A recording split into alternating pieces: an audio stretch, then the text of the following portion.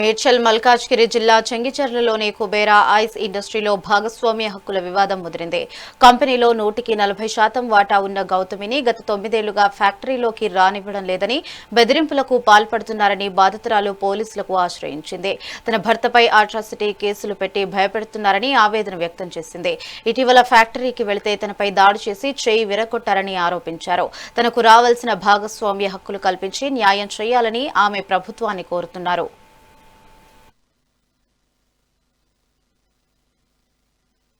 నా పేరు గౌతమి నేను కూడా దీంట్లో మేనేజర్ పార్ట్నర్, మెయిన్ పార్ట్నర్ నేనే.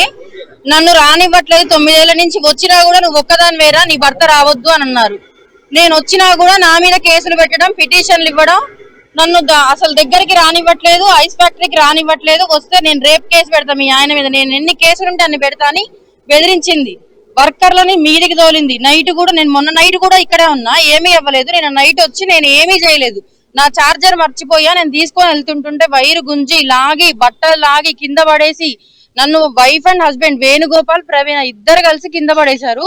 చెయ్యి నేను ఇక్కడ ఇరిగింది, ఫ్రాక్చర్ అయ్యింది కూడా. నేను హాస్పిటల్కి వెళ్ళేసి వచ్చాను. నేను పిఎస్ లో కంప్లైంట్ ఇచ్చాము.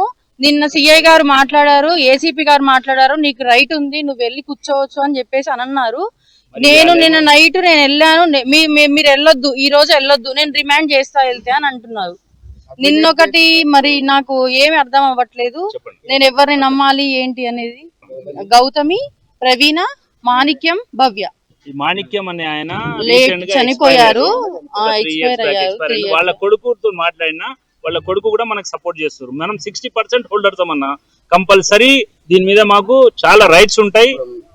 మేము ఏదైనా ఏమి లేదని చెప్పింది. నా దగ్గర వీడియో కూడా ఉంది. నాదే ఇది, నాదే, నువ్వేం చేసుకుంటావో చేసుకో. నిన్ననే పోలీస్ స్టేషన్ లో మాట్లాడితే నీకుంది, నేను వద్దనట్లే, నువ్వు రావద్దనట్లే, వచ్చి కూర్చో అన్నది.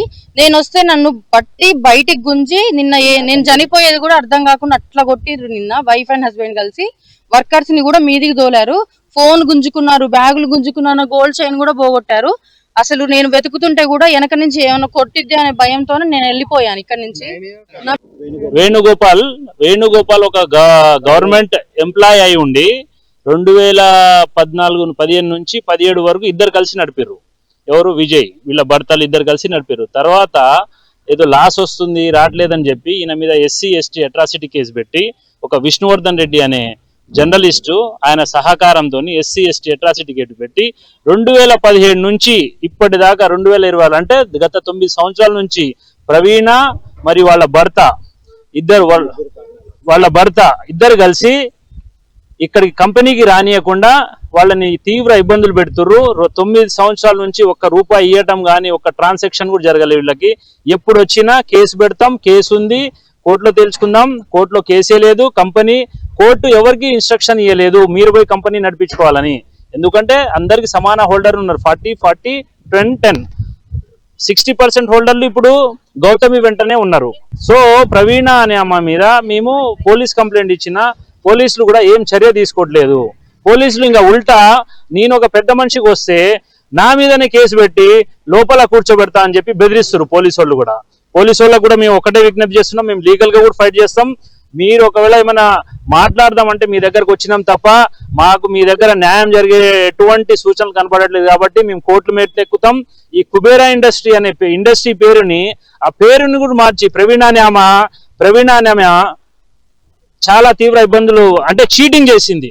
ఇప్పుడు పేరు మార్చాలంటే మిగతా 3 పార్ట్నర్లు కూడా ఒప్పుకోవాలి కదా. ఆ పార్ట్నర్లకు తెలియకుండా 3 పార్ట్నర్లని వేరే పేరు మార్చి దాని మీద సబ్సిడీ లోన్ తీసి ఇంకో ఫ్యాక్టరీ కూడా ఏర్పాటు చేసింది. అంతే బిజినెస్ అవుతుంది.